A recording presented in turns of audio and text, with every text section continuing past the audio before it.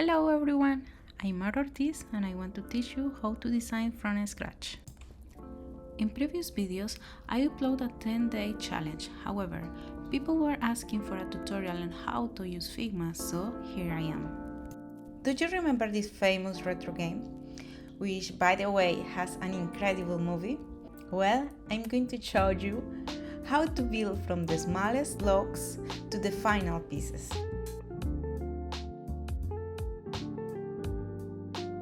The first thing I do is create a frame of size 360 by 800, since it's the standard size for Android. Next, I turn the frame black, so I can better appreciate the colors of the pieces since I'll be using a glass effect.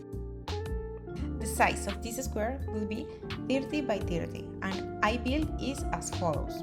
First, I create a square with the previous measurements. Then, I create a much smaller square. In this example, I will use 20 by 20. And finally, I use the pen tool to make the white strokes and give it a bit of relief.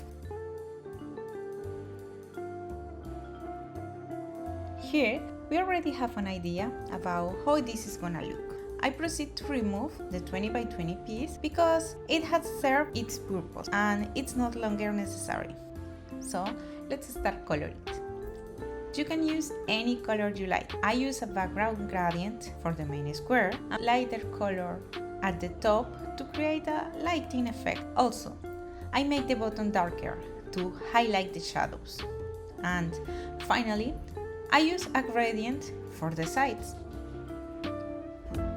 You could also do it with solid color. In the design process, I did many tests as you can see in this chart. So, it's all a matter of preference. I'll teach you a Figma tip that will be very useful if you are learning how to use this tool. What I do here is create a component. This will allow me to generate variants. And what are variants?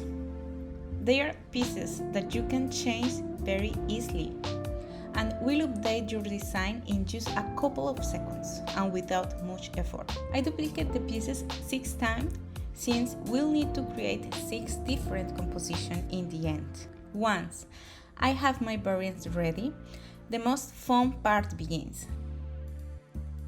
Before we continue, let's go with the second Figma tip, which is to name the variant.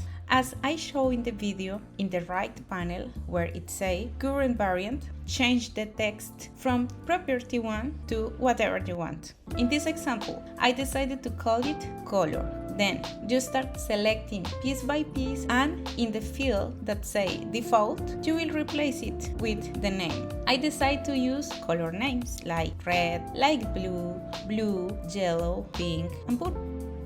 After this, I start creating the pieces. We copy and paste one of the small squares inside the purple lines. Don't drag, please. Just make a copy. With this copy, we are going to place the elements on top of each other until there are 4 in a line. Then press Shift A. Then I make the element that look like an S shape.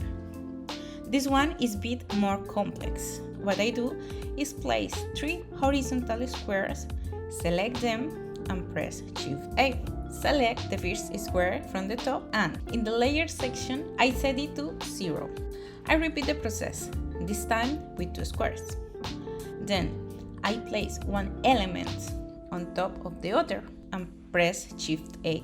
I know, it seems very complicated, but I encourage you to try it.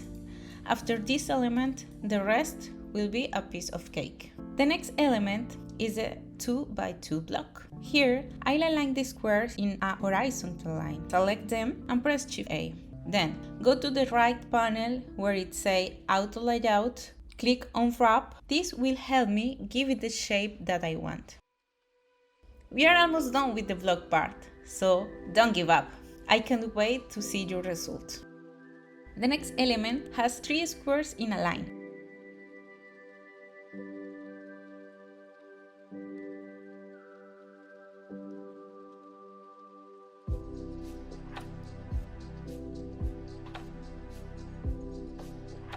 and then you put a square in the upper left corner.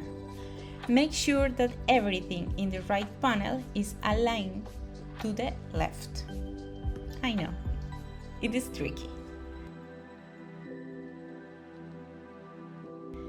I repeat this same step with another color, but this time I make sure that everything is aligned in the right. With the last element, I repeat exactly the same steps. Select 3 squares, Shift A, then put one on the top, select everything again and Shift A. The orientation in the Auto Layout panel this time will be centered. There are other ways to do it. We could have replaced the element with the variants and save a lot of time. However, I want you to go through this process in the least optimized way possible. In this way, you will learn much more and you will be able to experiment with Figma yourself. What you will do now is select them one by one and click on Create Component at the top. When you have the 6 elements selected, please press the Combine Variants buttons. Now you got it. Here we go back to may seem boring, but it's necessary.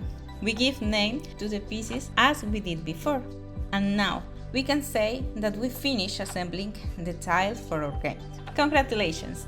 You create your first composition of elements in Figma. I don't want to overwhelm you with so much information, so I'll create a second part of this video where I'll teach you how to use backgrounds and create the remaining game elements. I'll be posting many tutorials, so please follow me and give me a like. Until next time, and thank you so much for watching. Bye!